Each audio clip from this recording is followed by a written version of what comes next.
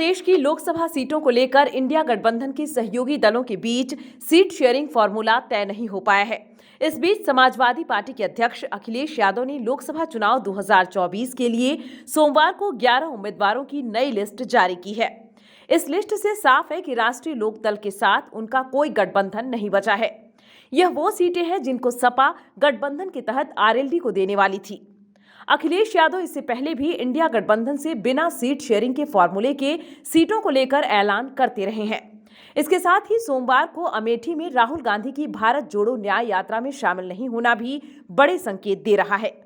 माना जा रहा है कि अखिलेश यादव चाहते हैं कि राहुल गांधी की यात्रा में शामिल होने से पहले तय यूपी की सीटों पर दोनों पार्टियों के बीच बंटवारा फाइनल हो जाए। सपा सुप्रीमो ने पिछले दिनों कांग्रेस अध्यक्ष मल्लिकार्जुन खड़गे को पत्र लिखकर आश्वासन दिया था कि राहुल गांधी की अमेठी या रायबरेली की यात्रा में वो शामिल होंगे। अखिलेश यादव ने पिछले माह जनवरी में भी इंडिया गठबंधन दल के अपने सबसे बड़े सहयोगी कांग्रेस से बिना सलाह मशविरा किए 16 लोकसभा सीटों पर प्रत्याशियों का ऐलान कर दिया था। वहीं अब 11 लोकसभा सीटों पर ऐलान कर चौंका दिया है। इसके पीछे एक बड़ी वजह यह भी मानी जा रही है कि कांग्रेस ने समाजवादी पार्टी से ज्यादा सीटों की मांग की है। इस मसले को कोई खास तवज्जो न देते हुए समाजवादी पार्टी सीटों पर प्रत्याशियों के नामों का ऐलान करने में जुटी है। हैरान करने वाली बात यह है कि यूपी की प्रतापगढ़ सीट से समाजवादी पार्टी ने एसपी सिंह पटेल के नाम का ऐलान भी कर दिया है, जबकि राहुल गांधी आज इस संसदीय क्षेत्र में भारत जोड़ो न्याय यात्रा निकाल रहे हैं। अमेठी यात्रा में समाजवादी पार्टी चीफ के शामिल होने की पूरी संभावना थी, लेकिन वह नहीं हुए।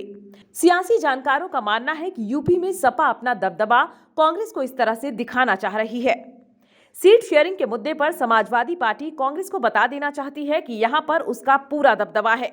यूपी विधानसभा चुनाव 2022 में समाजवादी पार्टी को 403 सीटों में से 111 सीटों पर जीत हासिल हुई थी, जबकि कांग्रेस को मात्र 2 सीट पर ही विजय मिली थी।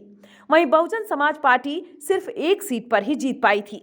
इससे साफ नजर आ रहा है कि समाजवादी पार्टी विधानसभा चुनाव 2002 में अकेली ऐसी पार्टी थी जिसने बीजेपी को कड़ी टक्कर दी थी। इंडिया गठबंधन के सीट शेयरिंग मुद्दे को लेकर मामला यहां भी फंसा है कि यूपी की 80 लोकसभा सीटों में से 2019 के चुनावों में समाजवादी पार्टी मात्र 5 सीट जीत पाई थी, लेकिन 2024 के चुनाव में वह 65 सीट गठबंधन के नाते मांग रही है।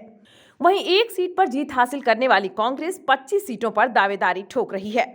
इस सब के चलते समाजवादी पार्टी चरणबद्ध तरीके से अपने स्तर पर पार्टी प्रत्याशियों के नामों का ऐलान करने में जुटी है।